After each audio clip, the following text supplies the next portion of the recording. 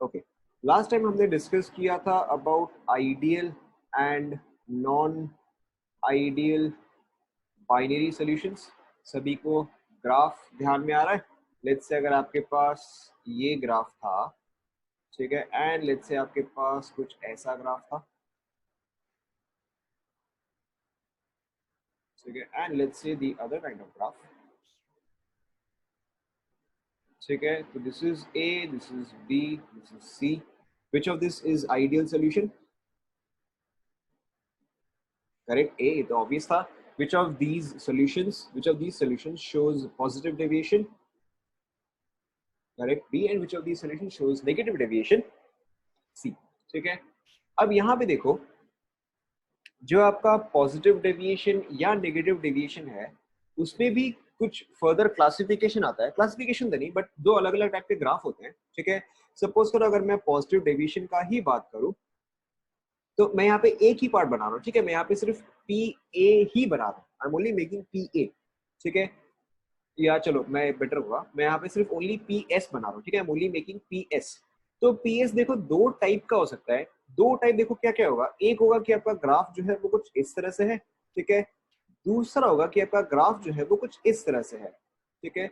दोनों में डिफरेंस क्या है आप डायग्राम देख के मुझे बताओ, ठीक है। आप अपने वर्ड्स में ही दोनों डायग्राम में डिफरेंस क्या है ये बताओ।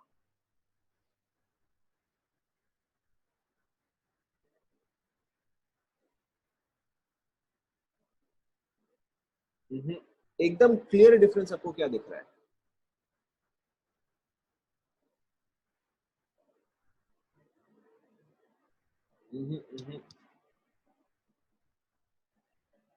करेक्ट, यहाँ पे जो एकदम क्लियर डिफरेंस है that is peak of the graph, ठीक है। अगर मैं इसको बोलता हूँ this is graph A, this is graph B, ठीक है, तो ग्राफ बी में जो है एक पीक प्रेजेंट है, ठीक है। वेरएज ग्राफ ए में कोई भी पीक प्रेजेंट नहीं है। दिस इज वेरी इंपॉर्टेंट, ठीक है, this is a very important graph. यहाँ पे ये जो डायग्राम है इसमें कोई भी पीक नहीं है, ठीक है। This is a non decreasing graph, ठीक है, वेरी इंपॉर्टेंट।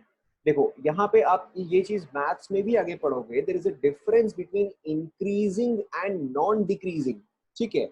इंक्रीजिंग ग्राफ का मतलब वो हमेशा ऊपर जाएगा, ठीक है। नॉन डिक्रीजिंग का मतलब वो हो सकता है कुछ देर के लिए कांस्टेंट हो जाए, ठीक है, एंड फिर वो ऊपर जाए, ठीक है। तो नॉन डिक्रीजिंग का मतलब जो है इट कैन रिमेन कांस्टेंट। तो ये ग्राफ जो है this is a non decreasing constant, ये कभी भी डिक्रीज नहीं करेगा, कांस्टेंट हो जाएगा बट डिक्रीज नहीं करेगा। वेरएज ये ग्राफ जो है, ठीक है, ये पहले इंक्रीज करता है, ठीक है, हो सकता है किसी पॉइंट पे कांस्टेंट रहे एंड उसके आगे जो है ये डिक्रीज कर रहा है। समझ में आया ना?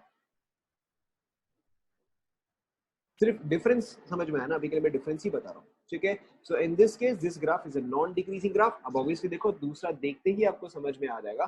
अगर मैं इंस्टेड आपको दूं नेगेटिव डेविएशन, ठीक है, तो नेगेटिव डेविएशन में भी देखो दो तरह के ग्राफ्स पॉसिबल है, कि एक तो आपका ये वाला ग्राफ हुआ, ठीक है, दूसरा जो है वो आपका ये वाला ग्राफ हुआ।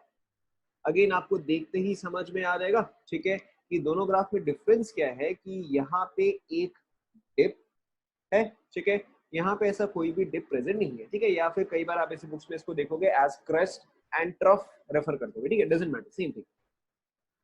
तो अब जैसे ये आपका नॉन डिक्रीजिंग ग्राफ आया था, वैसे ही ये आपका कैसा ग्राफ आ जाएगा? Correct, this will be your non increasing graph, ठीक है, this will be a non increasing graph. और वेरएज यहाँ पर जो है, यहाँ पे आपका एक पॉइंट पे डिक्रीज करता है, then constant, then increasing. So in this case यहाँ पे आपको ये समझना है कि जो नॉन आइडियल केसेस भी है, नॉन आइडियल केसेस भी फर्दर डिवाइड होते हैं, ठीक है। वो फर्दर किससे से डिवाइड होते हैं, मैं यही ग्राफ वापस से बना रहा हूँ ताकि आपको ऊपर का दिखना नहीं पड़े। जहां पे आपके पास पॉजिटिव डेविएशन है, two types of graphs are possible, ठीक है। First is this one and the second is this one. In case of negative deviation, again two types of graphs are possible.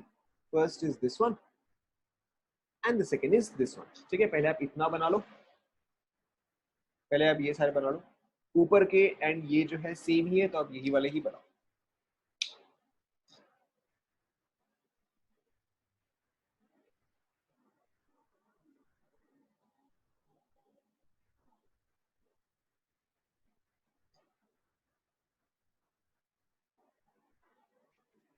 अरे आपको देखते ही समझ में आ जाएगा। This is A B C D. बताओ कौन सा कभी भी डिक्रीज नहीं कर रहा है? मतलब ऑब्वियसली आप यहाँ पे लेफ्ट टू राइट ही ले रहे हो, अगर आप राइट टू लेफ्ट लोगे तब तो ऑब्वियसली वो डिक्रीज कर रहा है, ठीक है, तो आप लेफ्ट टू राइट, ठीक है, तो यहाँ पे ए आ गया। आएगा आएगा आएगा, पेशेंस।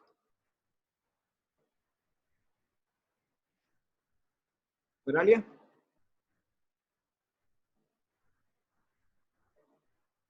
ठीक है, तो वो ग्राफ्स जहां पर की पीक या डिप है, ठीक है, तो वो ग्राफ्स जहां पर की पीक या डिप है, in those cases the solutions form azeotropes. ठीक है, हो सकता है आपने 10th क्लास में एजियोट्रोप पढ़ा होगा। What is an azeotrope? बताओ, हो सकता है आपने पढ़ा होगा। What is an azeotrope?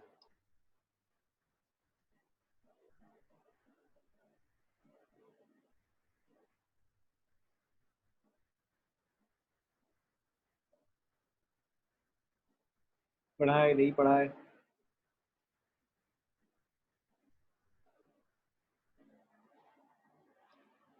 Hint चाहिए क्या? नहीं पढ़ा? चलो ठीक है, कोई बात नहीं, ठीक है। एजियोट्रोप्स आर, अब हो सकता है मेरे वर्ड बोलते आपको याद याद आ जाए। Azeotropes are constant boiling mixture. ध्यान में आया? Azeotropes are constant boiling mixture, ठीक है, correct. Azeotropes of two liquids are a constant boiling mixture which cannot be separated by, कुछ ध्यान में आ रहा है? which cannot be separated by,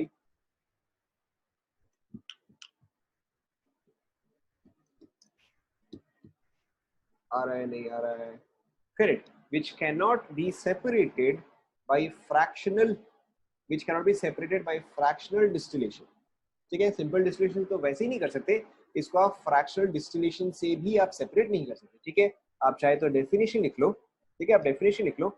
azeotropes are, azeotropes are constant boiling mixture, azeotrophs are constant boiling mixture of miscible liquids, azeotrophs are constant boiling mixture of miscible liquids, ठीक है, they cannot be separated, they cannot be separated into pure components, they cannot be separated into pure components by fractional distillation। लिख लिया? Azeotrophs are constant boiling mixture of two miscible liquids. They cannot be separated by fractional distillation। ठीक है?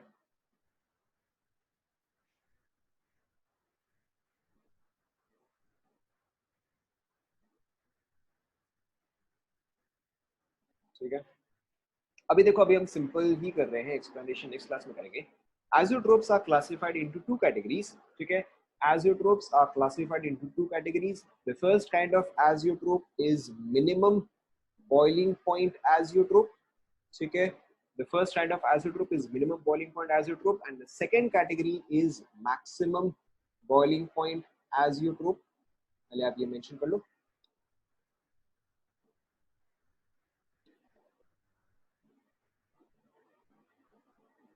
First is minimum boiling point azeotrope, second is maximum boiling point azeotrope।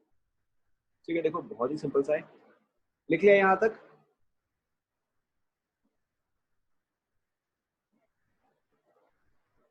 लिख लिया? नहीं लिखा? लिख लिया? ठीक है, ओके। तो एजियोट्रोप जो है वो यहाँ पे बी फॉर्म करेगा एंड डी फॉर्म करेगा। ए या सी जो है वो एजियोट्रोप फॉर्म नहीं करता है, ओके। अब इसमें से एक जो है वो होगा मिनिमम बॉइलिंग पॉइंट और एक जो है वो होगा मैक्सिमम बॉइलिंग पॉइंट। देखो निकालना बहुत ही डिफिकल्ट है। सबसे पहले आप यहाँ पे अगर देखोगे, ठीक है, एंड अगर आप यहाँ पे देखोगे तो between B and D, between B and D vapour pressure ज्यादा कहां पर है? Between Bombay and Delhi vapour pressure किसमें ज्यादा है?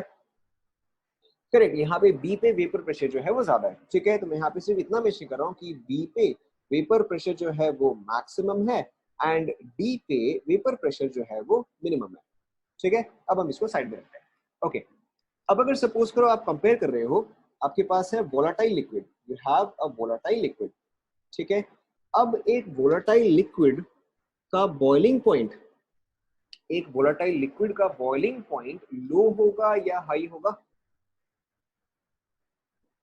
करेक्ट। अगर एक वोलाटाइल लिक्विड है यानी कि वो इजीली वेपराइज कर सकता है, ठीक है, यानी कि इसका बॉइलिंग पॉइंट जो होगा वो होना चाहिए लो, ठीक है। यानी कि अब हम यहाँ पे, क्योंकि हम लो वर्ड यूज नहीं कर रहे हैं, हम यहाँ पे मिनिमम या मैक्सिमम यूज कर रहे हैं, तो यहाँ पे हम लो वर्ड यूज नहीं करेंगे, हम यहाँ पे यूज करेंगे मिनिमम। ओके, अच्छा। अब अगर यही लिक्विड जो है वो वोलाटाइल है, ठीक है, if a liquid is volatile तो उसका वेपर प्रेशर जो है, ठीक है, if a liquid is volatile should its vapor pressure be low or high? Correct. If a liquid is volatile, it means that it wants to exist in the vapor phase, ठीक है। और अगर वो vapour phase में exist करना चाहता है तो उसका वेपर प्रेशर जो है वो हाई होगा, ठीक है। तो अब देखो vapour pressure and boiling point का रिलेशन क्या आया कि अगर वेपर प्रेशर हाई है तो बॉइलिंग पॉइंट क्या आएगा? लो आएगा। Is this clear? ठीक है, तो अब तो देखो हो ही गया। on one hand you have minimum boiling point, on one hand you have maximum boiling point, so back to here। अगर यहाँ पे वेपर प्रेशर मैक्सिमम है तो यहाँ पे बॉइलिंग पॉइंट क्या आएगा बताओ? ठीक है, तो यहाँ पे आपका आ जाएगा मिनिमम बॉइलिंग पॉइंट, एंड अगर यहाँ पे वेपर प्रेशर मिनिमम है तो यहाँ पे बॉइलिंग पॉइंट क्या आ जाएगा बताओ? This will be your maximum boiling, ठीक है। आपको ये सारा मेंशन करने की जरूरत नहीं है, ठीक है, ये सिर्फ एक्सप्लेन करने के लिए था। आप सिर्फ इतना ही मेंशन करो कि मिनिमम बॉइलिंग पॉइंट, ठीक है, आप यहीं पर ही मेंशन करो minimum boiling point takes place, minimum boiling point takes place when your vapor pressure is maximum, ठीक है। एंड ऑब्वियसली वेपर प्रेशर किसमें ज्यादा है? when you have positive deviation। ये अगर आपने कर लिया तो दूसरा तो सिंपल है, maximum boiling point vapour pressure should be minimum, ठीक है, यानी कि आपका आ जाएगा नेगेटिव, ठीक है। You do not have to write all of that, ठीक है, एंटायरली अप टू यू, आपको लिखना आप लिख सकते हो, आपको नहीं लिखना आप सोच सकते हो, ठीक है।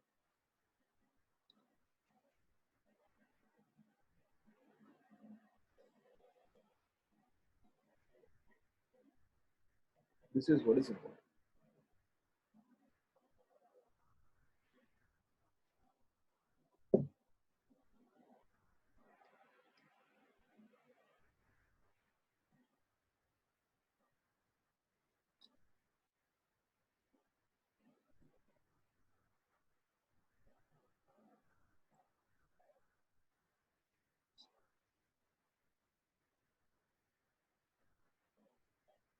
कंप्लीट हुआ क्या?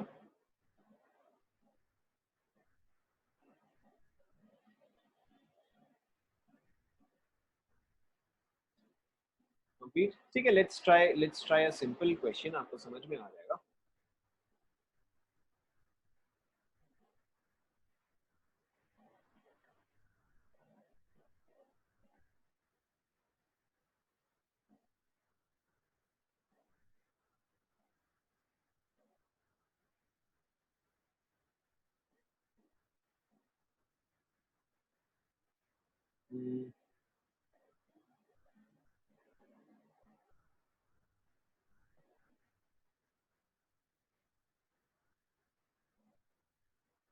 ठीक है, ट्राई करो, बताओ वन का क्या आएगा?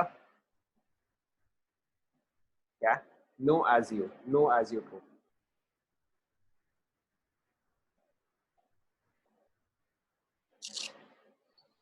वन का आएगा बी,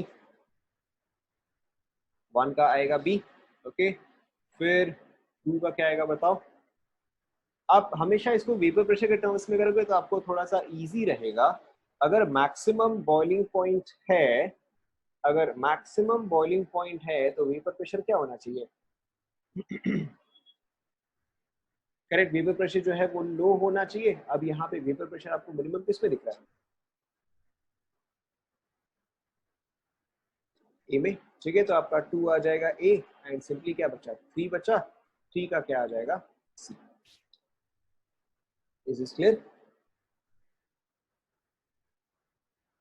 ठीक है, let's try one more question, ठीक है, ताकि 100% हो जाए। ओके,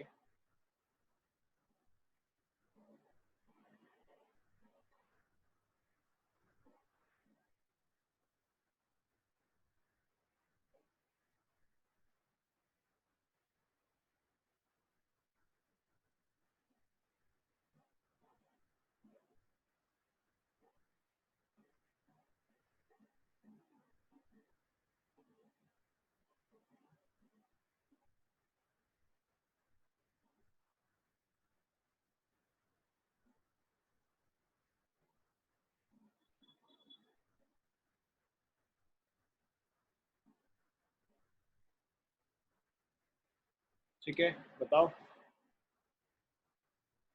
ए में स्ट्रेट लाइन है, ठीक है, ए में स्ट्रेट लाइन है। ए का क्या आएगा बताओ।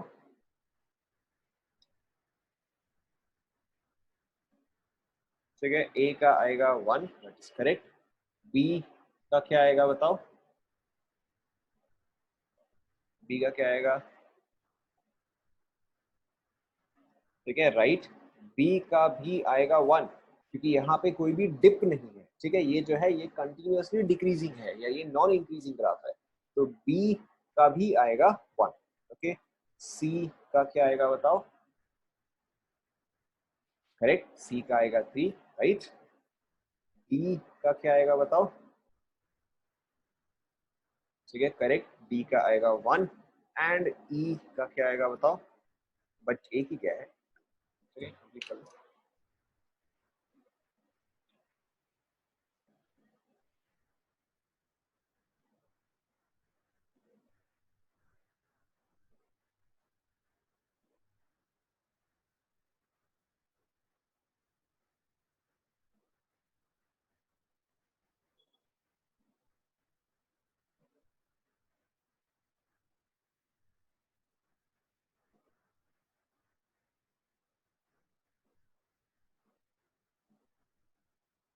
कंप्लीट कर लो।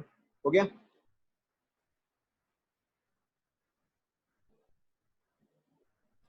ठीक है, so we will stop here. आप इस पॉइंट पे स्टेज ए के आई थिंक काफी सारे क्वेश्चंस कर सकते हो।